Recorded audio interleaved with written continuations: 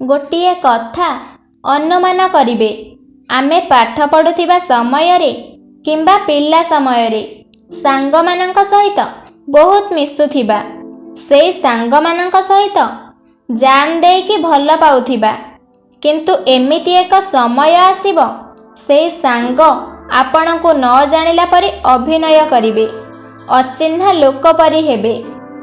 ଯେତେବେଳେ ଆପଣ ଗରିବ ହୋଇଥିବେ କିମ୍ବା କୌଣସି ପଦପଦବୀରେ ନଥିବେ ଏବଂ ଆପଣ ରୋଜଗାରକ୍ଷମ ହୋଇନଥିବେ, ସେତେବେଳେ ଆପଣଙ୍କ ପ୍ରିୟ ଘନିଷ୍ଠ ବନ୍ଧୁ ମଧ୍ୟ ଆପଣଙ୍କ ସହିତ ମିଶିବାକୁ ପସନ୍ଦ କରିବେ ନାହିଁ।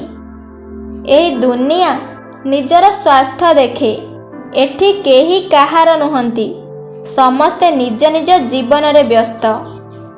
ତେଣୁକରି ନିଜର କର୍ମକୁ ଗୁରୁତ୍ୱ ଦିଅନ୍ତୁ ଓ ବାପା ମାଙ୍କ କଥା ମାନନ୍ତୁ ଏବଂ ଭଗବାନଙ୍କ ଉପରେ ବିଶ୍ୱାସ ରଖନ୍ତୁ।